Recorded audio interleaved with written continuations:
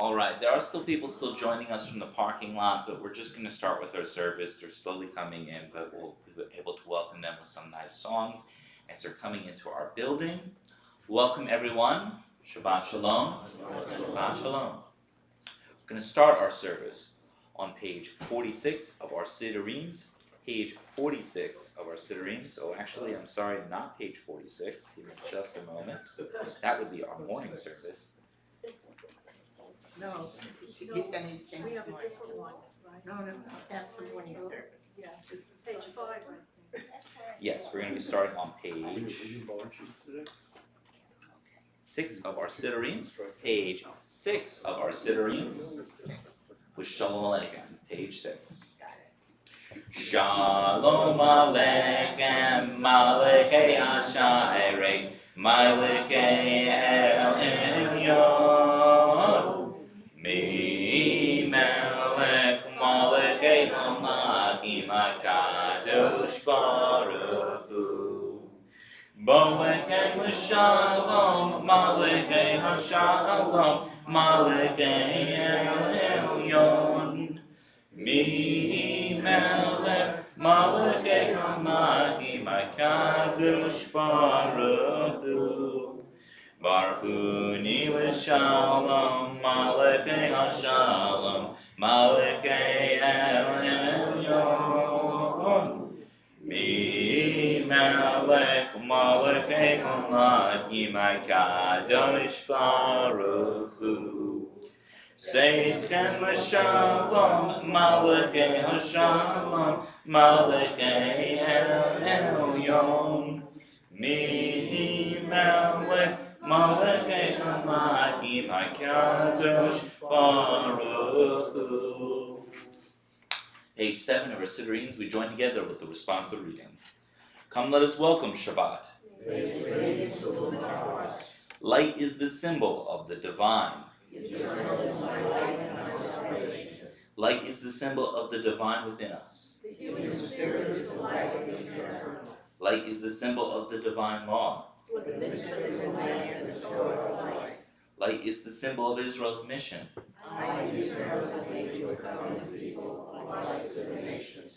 Page 8 of our Siddurim, we're going to be lighting the Shabbos candles. Would anyone like to volunteer for the Shabbos candles? Otherwise, I'll light them.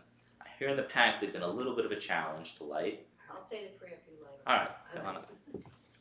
Liz, come on up.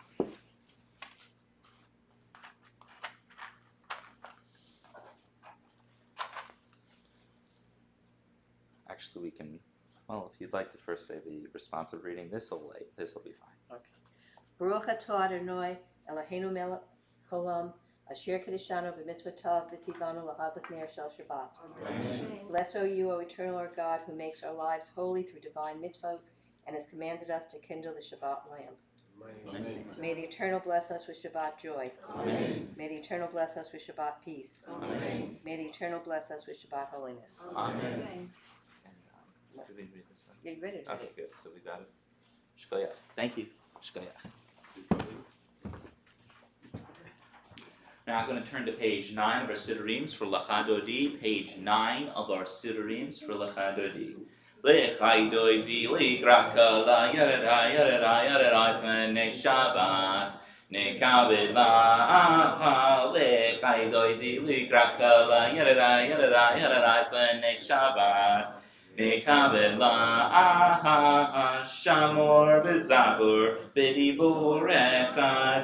Hishmeyanu el hanuchad, Adonai echad u'shamo echad, Lishem tiferet b'li tehila, Lechaydoidi likraka la yirada p'nei Shabbat, Nekabel la Lechaydoidi likraka la yirada p'nei Shabbat, Nekabel la Likrat Shabbat lechu v'necha ki hi mekor habracha merosh mikedem nesuka sof ma'asa b'makra tehila lechaydoidi likraka la yedada p'nei Shabbat Nekavela ahale Chaydoi dili krakala Yadada B'nei Shabbat Nekavela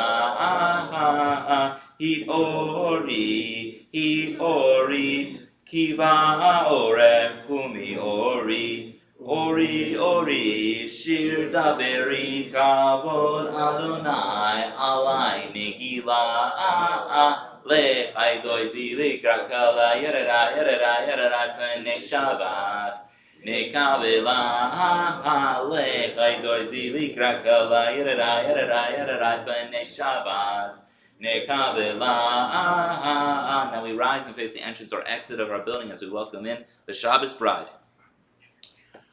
Boi v'shalom atzeret ba'ala Gam b'simcha u'v'tzola Tov emunei am segula Boi kala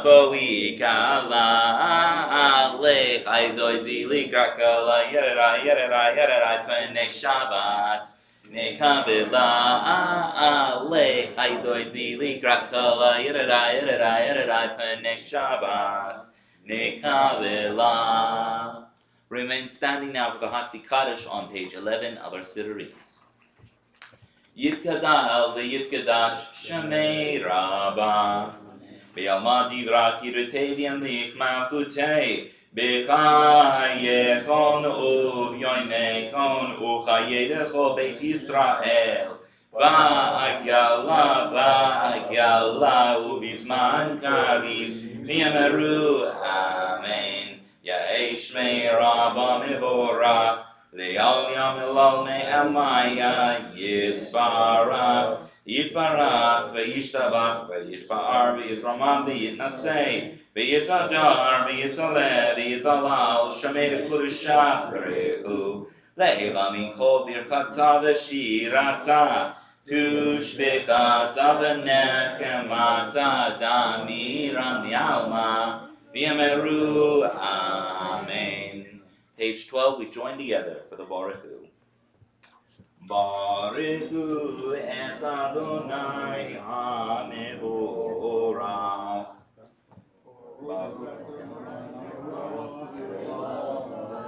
Baruch Adonai HaMevorach le'olam va'ed.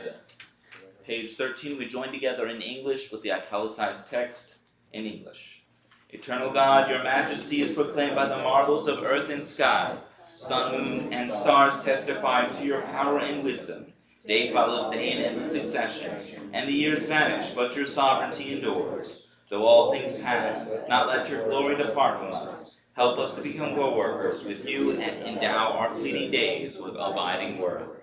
Baruch atah Adonai, Ha'ma'ariv Aravim. Blessed are you, O Eternal, who brings on the evening. Page 14, we join together for the translation for Avat Olam.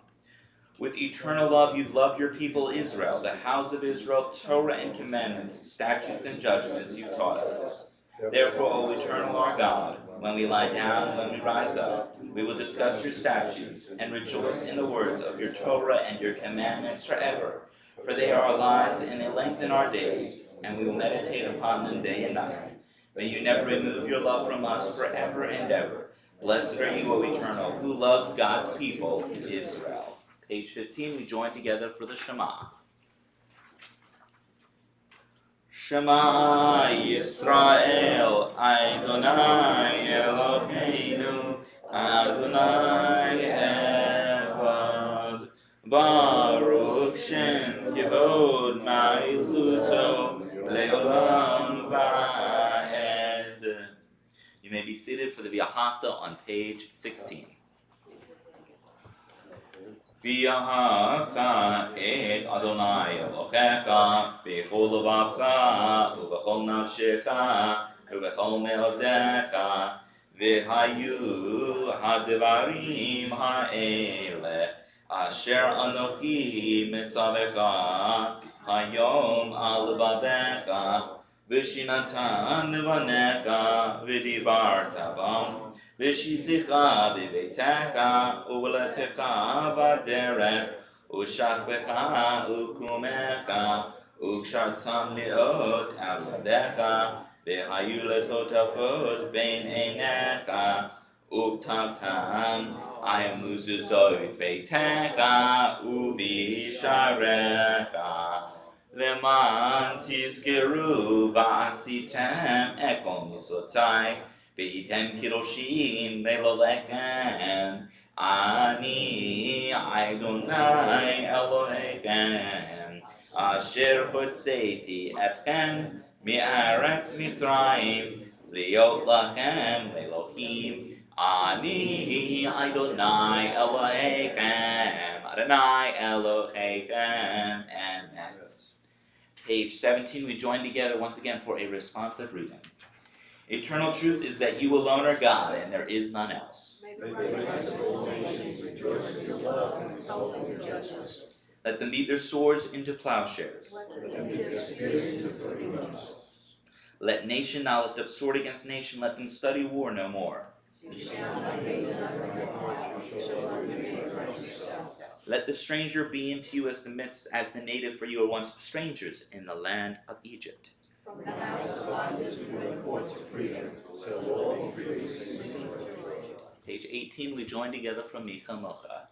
Micha Mocha, Lalim Adonai, Micha Mocha, Nedar Kodesh, Nora Teilot, Osei Fele, Malchut Zechara Ubanecha, Bokeyam Lifnei Moshe, Ze Eli Anu V'Amru, Adonai Imloch Le'olam Va'ed, V'nemar ki farad anayot Yaakov, V'glo miyad hazach mimenu, Baruch atah Adonai, Ga'al Yisrael.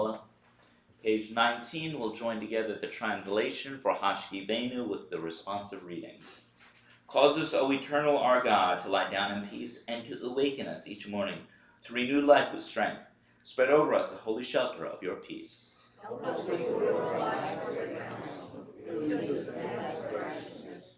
Be a shield about us, protecting us from any war, from pestilence and sorrow. Curb also within us the inclination to do evil and shelter us beneath the shadow of your wings. Guard our going out and our coming into life with peace from this time forth, forever. Blessed are you, O eternal, so we shall shelter and peace over us, over all God's people Israel. Page 20, we join together for Vishamru. Vishamru v'nei Yisrael es ha-Shabbat, לעשות את השבת לדורותיים ברית עולם, ושמרו בני ישראל את השבת, לעשות את השבת לדורותיים ברית עולם. בני ישראל אותי לעולם, אותי לעולם, אותי לעולם, ושמרו בני ישראל את השבת, לעשות את השבת לדורותיים ברית עולם. כי 6 ימים עשה אדוני את השמיים ואת הארץ, ושמרו בני ישראל את השבת, לעשות את השבת לדורותיים ברית עולם. וביום השביעי שבת וינפש, שבת וינפש, שבת וינפש, ושמרו בני ישראל את השבת, לעשות את השבת לדורותיים ברית עולם. We now rise for the Amidah prayer. Tefillah begins on page 21 of our Siddur readings.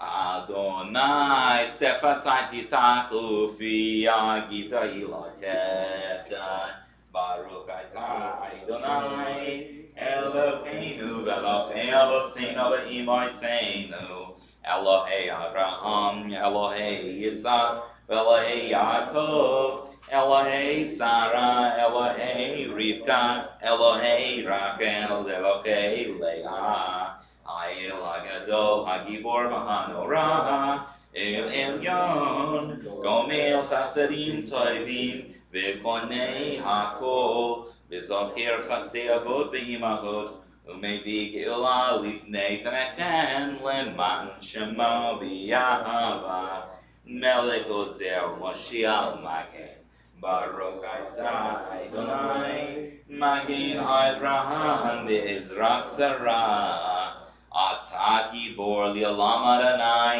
Mechayei HaKol Atah Rabbe Hoshia, Mashivo Ruach Umarid HaGeshem, Mechalkel Chaim Bechesed, Mechayei HaKol Berachamim Rabim, Saimech Noiflim Berofei Cholim, Omatir Asarim, Omekayem Emunato Lishenei Afar, Micha Mocha Bal Gihurot, Umidam Melach, Melech Memit, Omekayem, Omatmiat Yeshua, V'ne'eman atah v'ha'ayot hakol, Baruch atah Adonai mechayei hakol, Atah kadosh v'shim hakadosh, v'kashim b'chol yom yahalilu v'chasela, Baruch atah Adonai ha'el hakadosh. We daven silently until we join together on page 29 for Oseh Shalom.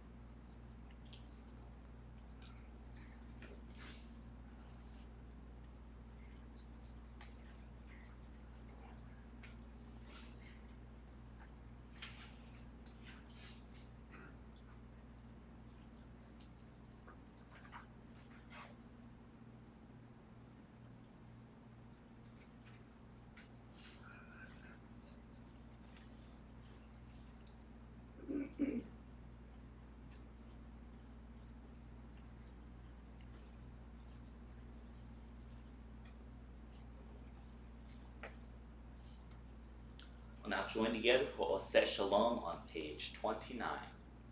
Ose shalom mimromav, hu yaseh shalom aleinu, ve'al kol Yisrael, ve'imru imru amen.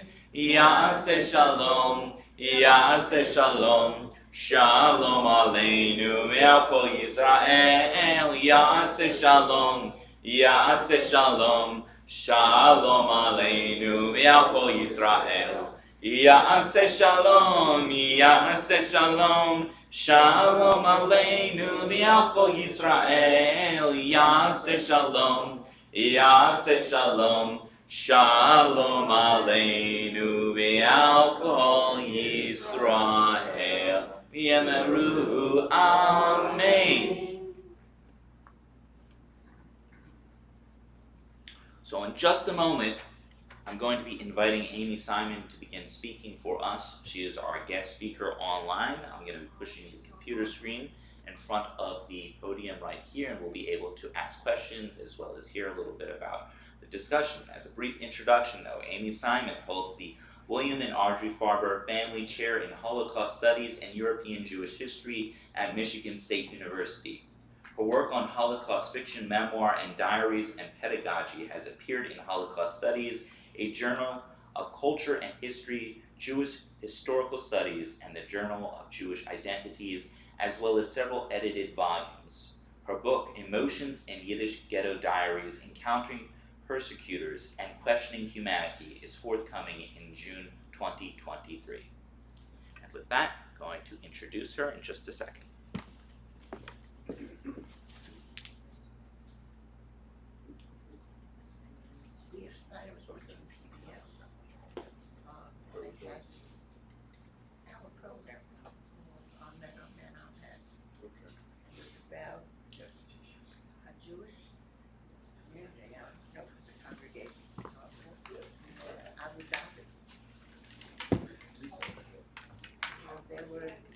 They making themselves a congregation, and they wanted to make a tourist road and the cover for the original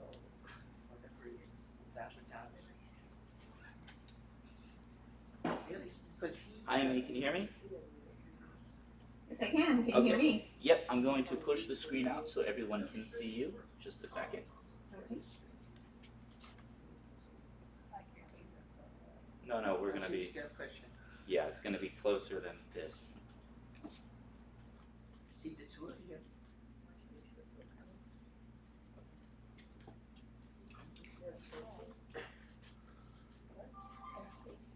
Just got a new language. Wasn't fitting Frank. That's the other one.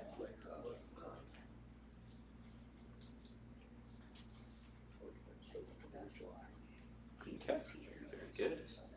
Now I'm just going to bring that in front of the congregation.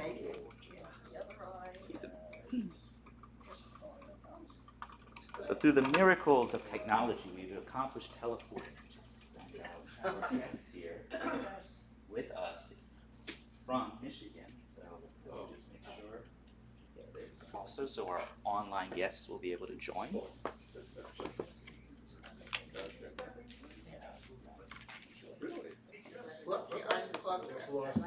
She'll be back in just a second. There you go. I remember when that storm had to go to bed. That's when I had the room. That talk like 3 different locations, people. All right, Amy, can you hear me? I wanted to go out a long time. Okay, so I've already introduced you, and now is your opportunity to share with us some of your scholarship, and you should be able to see pretty much everyone there. All right, go ahead. Yes, cool.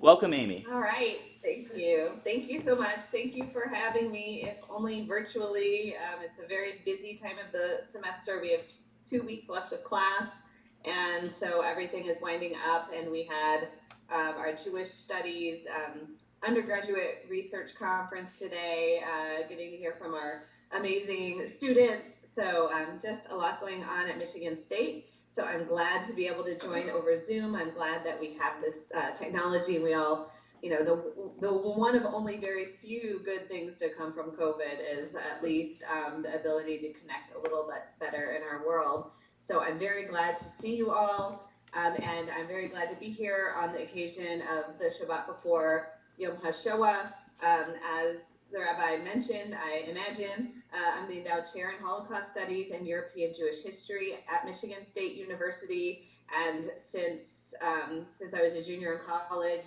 it has been my mission to educate about the Holocaust, first through working at the Holocaust Museum in Washington, D.C., and then now, of course, as a professor at Michigan State.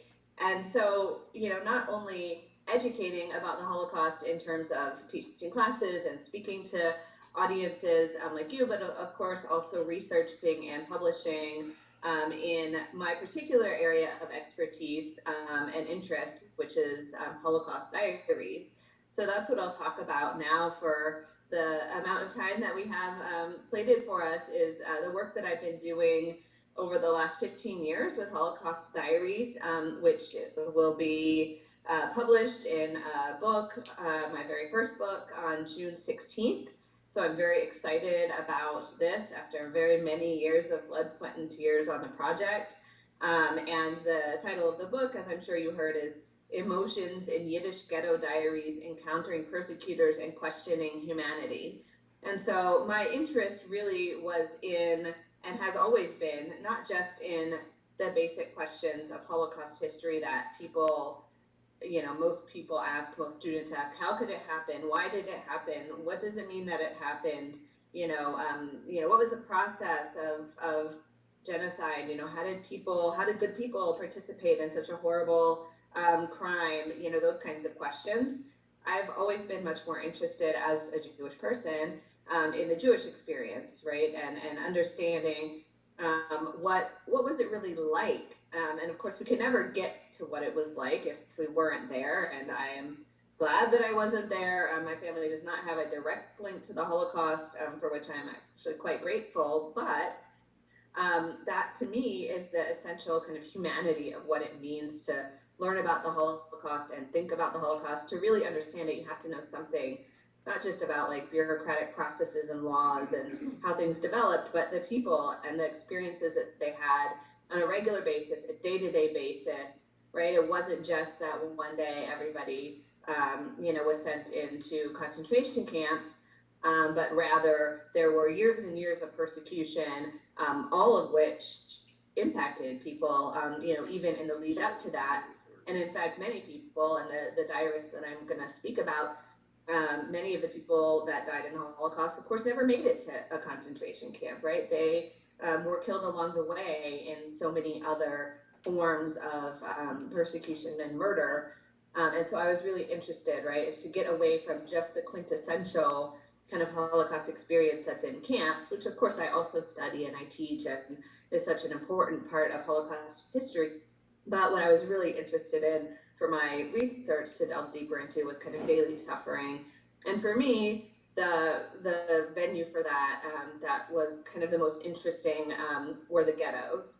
And so the reason I thought about looking at ghettos in particular for deeper research is that I see this as kind of like this gray area in between, of course, the freedom of pre-war life and people just living their lives, and then of course the ultimate constriction and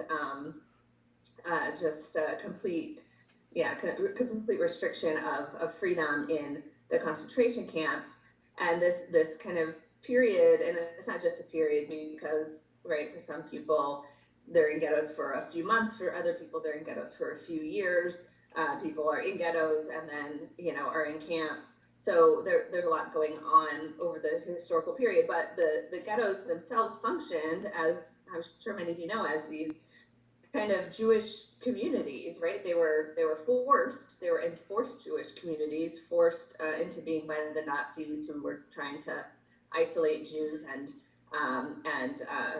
make sure that they were, couldn't be united with non-Jews in order to resist, and making sure that they suffered from early on based on Nazi ideology, that posed Jews as like this dangerous threat to Germandom. And so, you know, they isolated Jews, but for the most part, in most of the ghettos, as long as Jews were not doing things that were openly not allowed, like resisting or you know, trying to get you know, information out to the world, or you know, stealing and you know, trying to escape, obviously those kinds of things, as long as they were kind of doing what the Nazis expected them to do, which was to kind of live peacefully in the ghettos, you know, suffer obviously through poor food hygiene in the ghettos,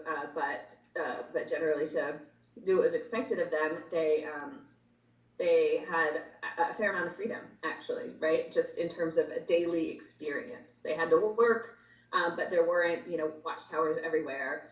In fact, Germans didn't like going to the ghettos because they were filled with disease and, you know, terrible hygiene. Of course, it was enforced by the conditions put upon them and the lack of resources that the Nazis, you know, didn't allow in. But in any case, it was not a pleasant place to be, and most Nazis, in fact, didn't like being there at all. So, as we know, they relied on Jewish councils, they relied on Jewish police, other Jewish organizations, right? These were basically small cities in the larger ghettos.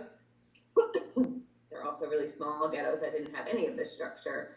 But in the larger ghettos, right, there were Jewish, you know, mailmen, and there were teachers, there were schools, there were theaters, there were musical performances, there were libraries, and of course there was labor in all of the ghettos. So we have some amount of freedom there, and of course what we see as a result of that is an enormous amount of creative output, including diaries. And so people had some space to be able to write their stories, although it was difficult and they were, you know, undergoing such horrible conditions, but there was an amount of space. So I thought these ghettos are really this interesting kind of liminal space between, you know, freedom and not freedom.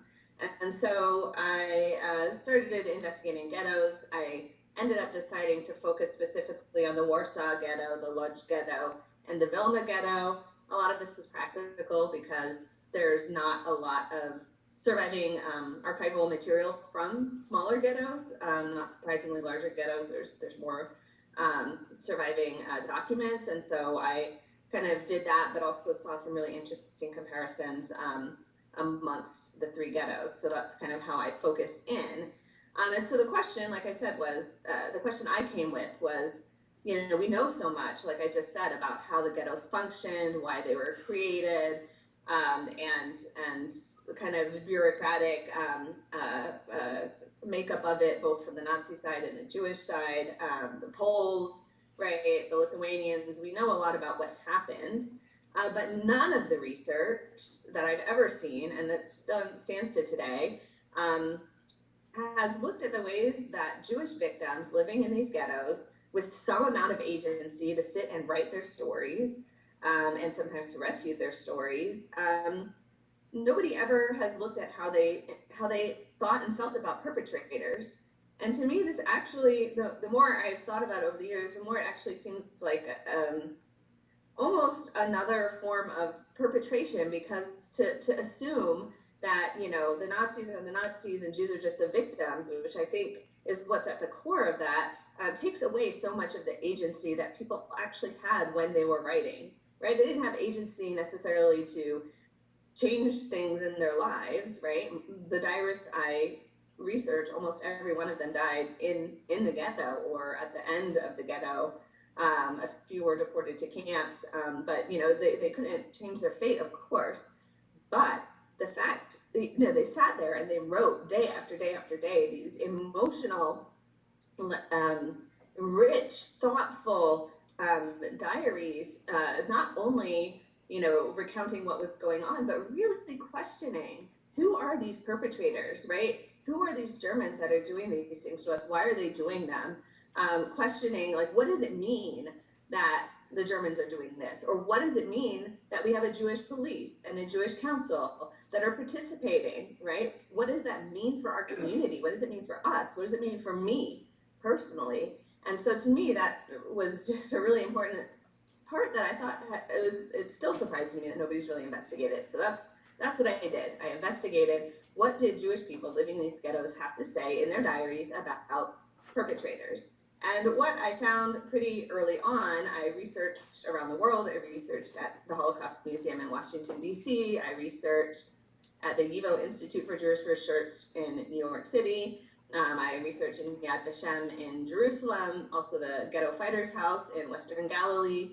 And I visited, although I didn't need the documents there because they had copies at the Holocaust Museum in DC, but the Ringelblum Jewish Historical Institute in Warsaw. So I went around, I tried to find every single diary written in Yiddish, which is my research language, and of course the Mamaloshon, the mother tongue of the Jews that were living in these ghettos by and large.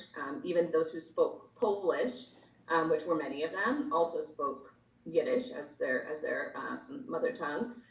So I found every diary I could possibly find from these ghettos, and I found about 40 or 50 Yiddish diaries that ended up surviving. So we know that there were thousands probably of diaries that were written, even in Yiddish, even in these ghettos. There are of course other diaries that have been published that are written in different languages or from different ghettos, camps, even concentration camps. Diary writing during the Holocaust is much bigger than this study. But my group was about 30 to 40 Yiddish diaries, everywhere from 1 page to 200, 300 pages long, depending on how much survived. Most of the diaries we have are not complete in that, and I'll talk about rescue in a few minutes, but in that it was very difficult for people to rescue their diaries, especially as we know, because most of them did not survive. So yes, we have partial diaries for partial periods of time. And I chose diaries because they are two main reasons. One, they're daily, right? So again, not everybody writes every day, but they are at least contemporary with what's going on. So people are writing very close to the experiences that they have, which at least kind of, there's always construction, right? People have to choose, I'm going to write about this today or that today, and they leave some things out, put some things in. But they are, because they're so close to the events, they're at least kind of a raw reaction to what's going on, as opposed to something, a memoir, so let's say written 60 years later, it's going to have a different perspective. And then second, so because they're daily, they're fresher, and they also demonstrate, and this is important, change over time, right? How do they respond to things as they're happening? And that's just not recoverable in any other kind of source. And then the other reason is because, of course, they're in some ways the most intimate of sources. So the diaries that I have used and that I found many are like a personal diary that anybody would write. They just happen to, of course, be about this particular experiences of this particular time and place. But other people wrote very clearly because they, witnessed what was going on around as this massive historical rupture. And so I'll give one quote from Herman Crook, who's one of the diarists I looked at a lot, and I will say a little bit about him in a moment. But so Herman Crook was a man who was a writer, a librarian who was living in Warsaw.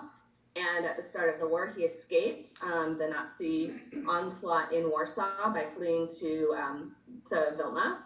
And he went to Vilna, which was occupied by the Soviet Union and therefore not under Nazi control yet, not until 1941.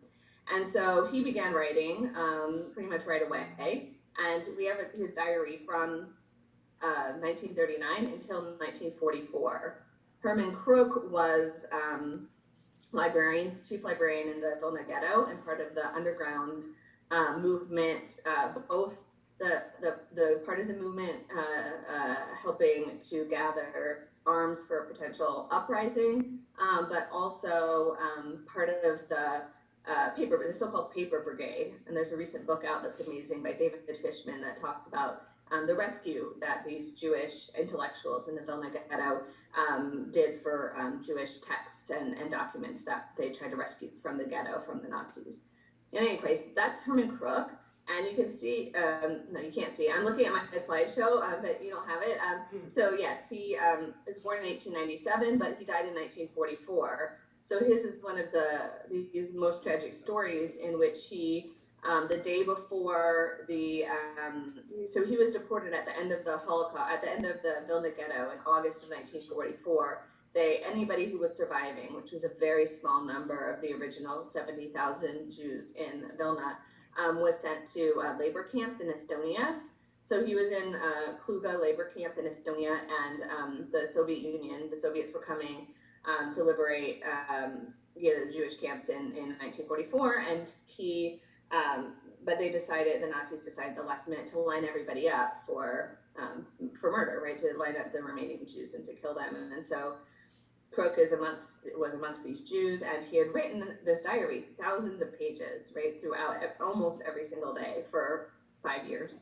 And he had already sent parts of it out of the ghetto. He had friends outside the ghetto, non-Jewish friends who took some of it. He was part of YIVO, so he had sent some of his papers through, friends to New York already. So parts of his diary already survived, but he had been writing still in the Kluga camp as well. And so what he did is he's like in this huge line where they're just doing shooting, and he met up with 6 of his friends, and he gathered them and he buried the diary, and he said, if anybody should survive, please uncover my diary. And sure enough, one of his friends managed to survive the last of the shootings and was able to go back and recover the diary. So Crook did not survive, but his thousands of pages of diary did. It is available in English translation, and it's really quite a remarkable text. But Crook, for example, was writing a diary that was less personal, although of course personal things come in all the time, but he also wrote to keep a witness of what was going on. So he says early in the diary, quote, "I make a firm decision.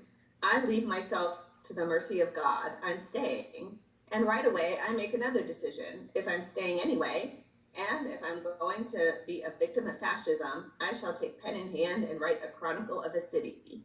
My chronicle must see, must hear, and must become the mirror and the conscience of the great catastrophe and of the hard times. I have decided to write a chronicle of the events of Vilna." So you can get a sense just from his story and from the fact that there were thousands of people writing how important it was for people to keep the witness and to keep the story alive, knowing that they would likely not survive, and yet they wanted people to know what had happened to them in the ghettos. And so in my research, I see this as kind of a moral imperative to continue reading, to continue trying to understand their experiences, for me through the lens of a historian, but also bringing these experiences to audiences like yourself, people that are interested in understanding a little bit about the felt experience of daily life. And so what I generally found in these diaries is that the way that people really understand perpetration and perpetrators during the Holocaust is missing a lot by not having the Jewish reaction to it. And what the Jewish reaction has shown me, and what the book argues, is that suffering in the ghettos was caused mostly not by the final solution, which didn't exist for most of ghetto life because it wasn't determined really until 1942, but also it's hard to get information, right? There's a lot they didn't know. So the suffering was caused, yes, by the general program of persecution, but specifically from all kinds of hundreds of different daily events and daily persecutions that they experienced. So my book brings out these different types of persecutions to give an idea of what daily life felt like. And so I kind of reorganized the idea of perpetration, right? It wasn't just, being starved and then being sent to a camp, but rather all kinds of mundane things that you wouldn't think of. People that just took advantage for the situation, Poles, Lithuanians, but also Jews, not even necessarily Jewish council members, but just people in the ghettos who were, who organized all kinds of programs to take advantage, persecution that happened at the administrative level, again, even within the camps, an enormous amount of robbing by locals, by Germans, guarding, right? There were whole groups of Polish, Ukrainian, Lithuanian, Jewish and German guards that worked together at the gates of the ghettos. And this was a really important spot of terror in the ghettos. And then, of course, the more physical things, beatings that took place regularly, carried out by Nazis, and then eventually rounding up, which was a participatory event between Lithuanians, Ukrainians, Germans, and of course Jewish police, and then of course ultimately killing. And so what I try to get at is the totality of this experience, which was a lot more complex than maybe we typically think about. And finally, the thing that came out more and more as I was researching and writing, is that when these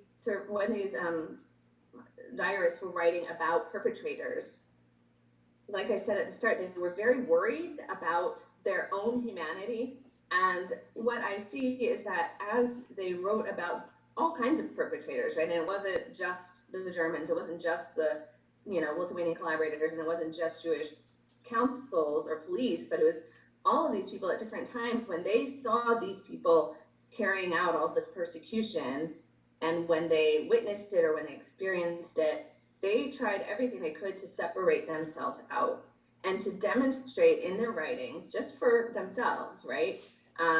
Or for us, if you're writing a chronicle like Crook, how they were maintaining their humanity in the face of the perceived inhumanity of perpetrators. And this was a constant in and out of their diaries, constant grappling with this question of, are we still human even though we're experiencing this kind of persecution? And how can we separate ourselves, maintaining our humanity, when there are so many perpetrators around us? And so I will leave with just one short quote from from Abraham Levin, which I found enormously powerful, part of how I end my book. And he says, so he's in the Warsaw Ghetto, and he wrote this in 1941, so this is even before most of the deportations out of the ghetto to Treblinka, just regarding about a year and a half of ghetto life. He says, quote, "We live in a prison. We have been degraded to the level of homeless and uncared for animals. When we look at the swollen, half-naked bodies of Jews lying in the streets, we feel as if we find ourselves at some subhuman level. Yet, we wish to live on, to continue as free and creative men. This will be our test. If, under the thick layer of ashes, our life is not extinguished, this will prove a triumph of the human over the inhuman, and that our will to live is mightier than the will to destruction, that we are capable of overcoming all evil forces which attempt to engulf us." And so, though he's talking about physical survival here and elsewhere, he also means spiritual survival, the spiritual ability to maintain humanity in the face of this persecution. And I argue that through these diaries, that's exactly what they're trying to do. And so reading the diaries really gives their voices the agency that they were trying to, right? They were trying to demonstrate their own humanity, and we have to pay attention to it, to read it, in order to understand really some of the truths of Jewish experience in the ghettos during the Holocaust. So thank you very much. Thank you for your attention. Thank you, Amy. We have time for maybe one or two questions, so if anyone would like to ask a question, this will be an opportunity. Liz, if you can just come up closer so we can have Amy hear you. If you'd like, you can use a mic, or you can just project. I think that... I'm a teacher, I can project. Okay, sounds good. Just wondering if you studied any children's diaries and how they were different from the adults. Yes, no, that's a really good question. I have a few teenagers who feature in my book, and yes, there is a pronounced difference between the teenage and adult diaries.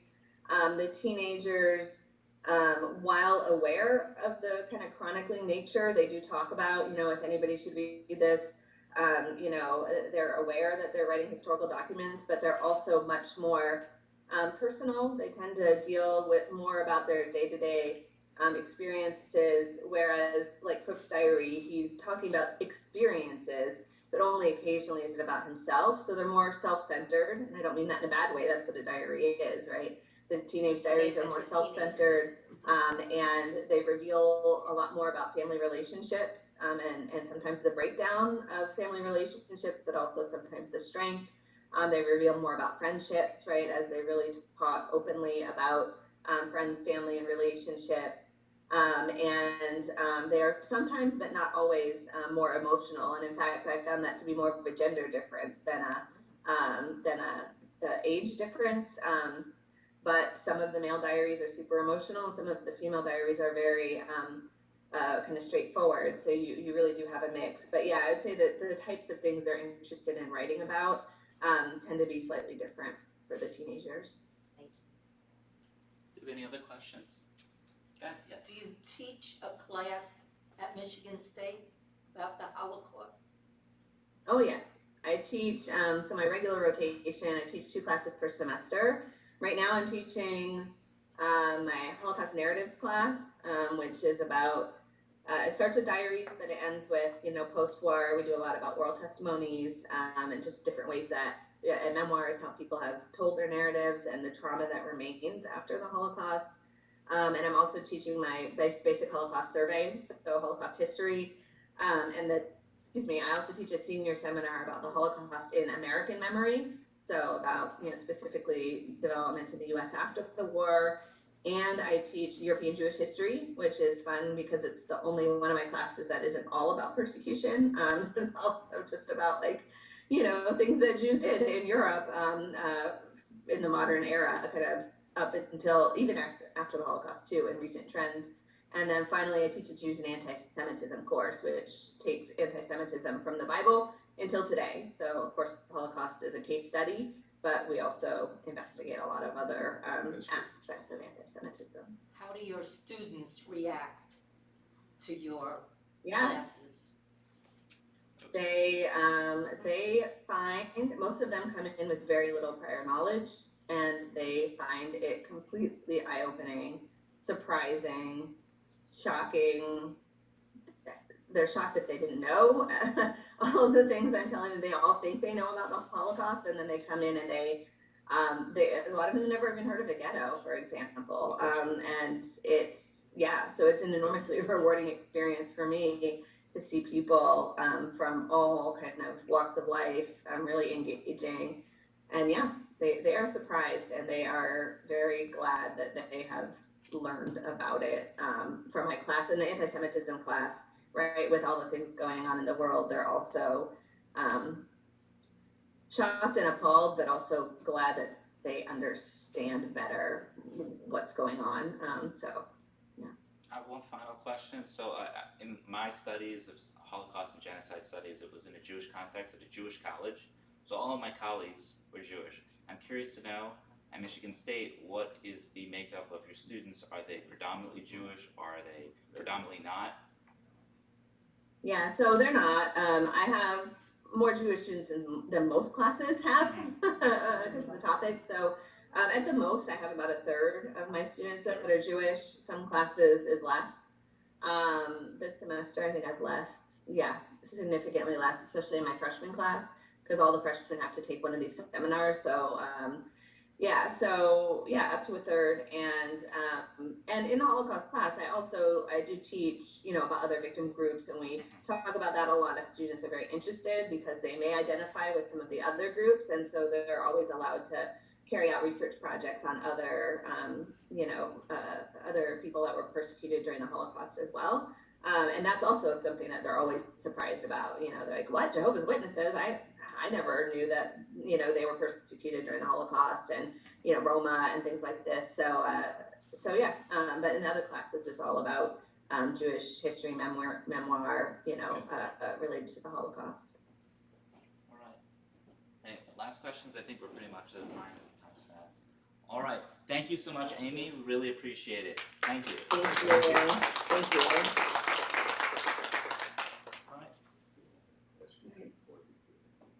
So, I'm going to. I wish we had a bigger crowd.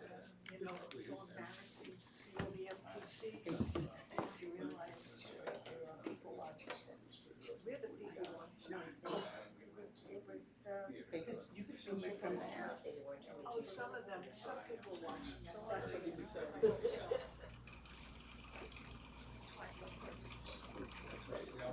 When I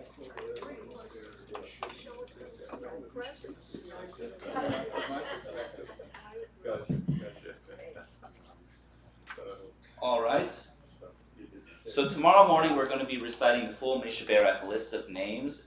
I'll ask if anyone would like to add any names to that list right now. Otherwise, we'll be reading the full name of lists for our Misha Berach tomorrow.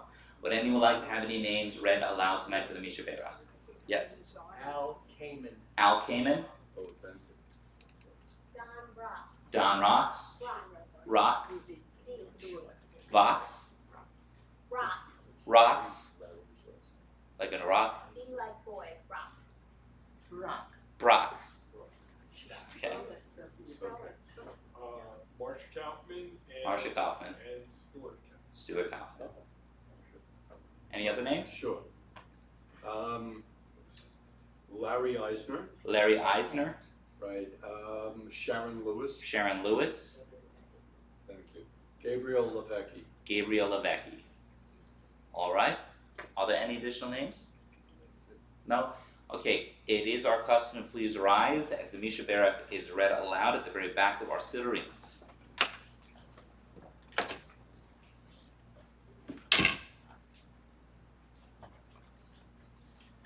All right. Misha Berach Avotenu Mekor HaBrecha Le'imotenu.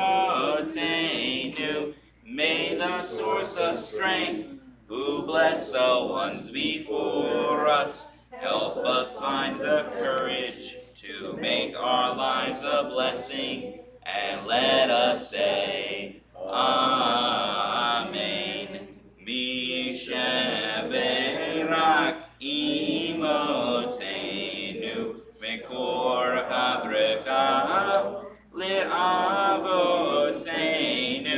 Bless those in need of healing with refuah sholema, the renewal of body, the renewal of spirit, and let us say, Amen. We remain standing now for the Aleinu prayer found on page 30 of our siddureens. The Aleinu is on page 30 of our siddureens.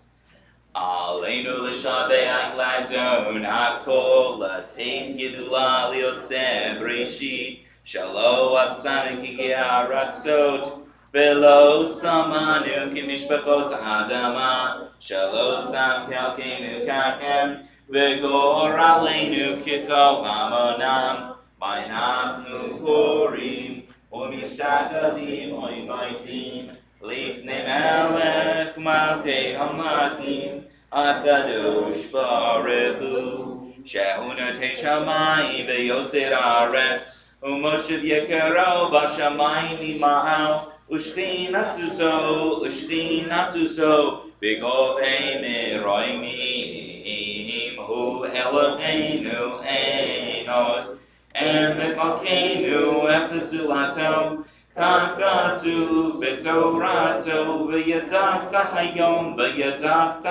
v'hoshivota el avevecha ki Adonai hu Elohim b'shamayim mimal ya'aretz mitachat ein od. Page 31. We therefore open you, O eternal our God, soon to behold the splendor of your might. Then will false gods vanish from the earth, and the idols will be utterly cut off to heal the world through the sovereignty of the Almighty. Then will all acclaim you as their God, and forsaking evil, turn to you alone. Let all who dwell on earth acknowledge that unto you every knee must bend, and every tongue swear loyalty. Before you, O eternal our God, let them humble themselves. To your glorious name let them give honor. Let all accept the yoke of your dominion, that you may rule over them soon and forever. For the dominion is yours, and you will rule in glory, as it is written, the eternal will reign forever and ever. V'nemar v'haya Adonai l'melech al kol haaretz. Vayom ha'u yihyeh Adonai echad. Ushema, Ushema, Ushema, Echad. You may be seated. In just a moment, I'll be reciting names from our Yortzeit list as well as members of our community who have recently passed. If you'd like to have any names added to our Yortzeit list or to our list of names of members of our community who have recently passed, please say those names after the names have been read aloud. Recently passed from our community are the following names: Jacob George Tobel, Peter Lizama, Stan Perlman, David Schneider, Raphael Marcus, Lawrence Schneider, Sylvia Tannenbaum, Florence Gottmacher, Philip Moret, Bruce Fleischig, Eleanor Harris. Our Yortzeits continue with the following names: Ruth Schneider, Eugene Kurland, Mary Tuman, Henry Appelman, Francis Offenberg, Manuel Steinhoff, Celia Sheff, Ruben Stumacher, Anna Jacobs, Elliot Drobin, Sam Rothman, Ellie Kaufman, Louis Balstein, Louis Peck, Francis Stopek, Sidney Richmond, Daniel Peller. Are there any additional names anyone would like to have added to the list? Irma Roth. Herman Roth. Irma. Irma. Sorry, I got it wrong. Yes. Lee Benner. Lee Benner. Yes. Stephen Rosowski. Stephen Rozovsky. Fred Kellogg, Fred Kahlo. Judy Merman, Judy Merman. McDonald Smith, McDonald Smith. and Larry Burchard, Larry Burchard. and Gail Marcus. Gail Marcus. Are there any additional names anyone would like to have added to the list that was read aloud? The words to the mourner's Kaddish may be found on page 33 of our Sidurims. If it is your custom, please rise. Yitgadal v'yitgadash shemei Rabbah v'alma divra hirutei v'yamlik machutei v'chayechon v'yomechon u'fayei d'chol beis Yisrael v'aygala v'zman kariv v'imru amen Yahei shmei Rabbah mevorach le'olam olamei almaya Yitbarach v'yishtabach v'yitba'ar v'yitraman v'yitnaseh v'yithadar v'yitaleh v'yitalal shemei d'kurusha b'reichu Le'ela mikol birchata v'shirata tushbechata v'nekamata damirban v'alma v'imru amen Yehi shlama rabba min shamaya v'chayim aleinu v'al kol Yisrael v'imru amen Aseh shalom min romah v'yaseh shalom aleinu v'al kol Yisrael v'imru amen. May the source of peace send peace to all who mourn and comfort all who are bereaved, and let us say, Amen. You may be seated. I'd like to invite up Liz for our short but uplifting announcements. Please uplift us.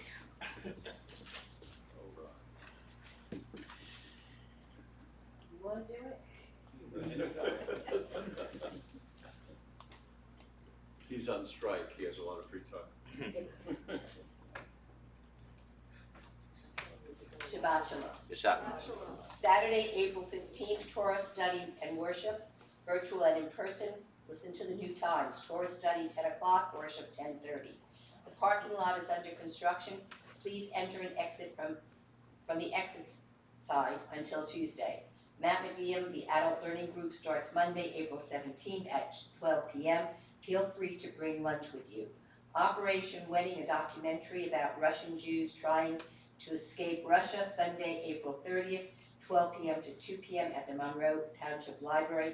Registration is limited, so please call our office or register online. Mother's Day coffee sale. More information on weekly email. You have to place your order by Wednesday, May 10th. Social Action Mother's Day gift drive to benefit Women Wear Shelter. Gift card drop-off is in lobby. More information on weekly email. At the Yom HaShoah, the rabbi will be presenting at library on April 18th. Unfortunately, all the tickets are gone. They only can hold 100 people. Social Action is April 19th. Education Committee is April 19th. Holocaust Service, 5th to 7th grade leads April 21st. That should be very good because the children are going to be reading paragraphs about Holocaust survivors from our community. Student Shabbat, April 22nd, and the Bat Mitzvah of Sabrina Singer is June 3rd. Thank you.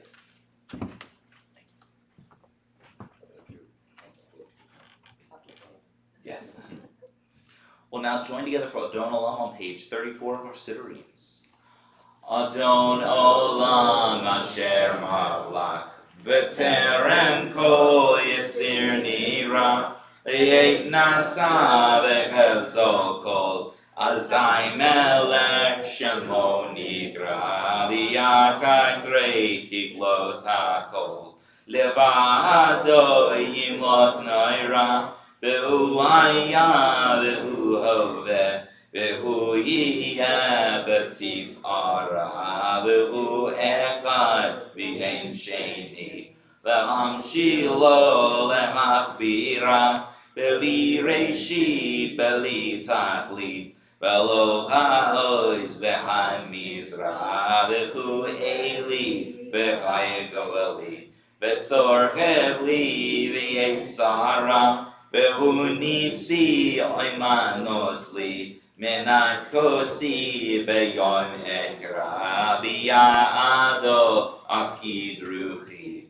V'Yetzi Shan V'Ya'ira V'Im Ruchi G'V'Yati Adonai Li V'Lo Ira. Good Shabbos, everyone. Good Shabbos. Shabbat Shalom. Shabbat Shalom. I'd like to invite up Stephen to lead us in the Hamotzi as well as for our Kiddush. Good Shabbos, everyone.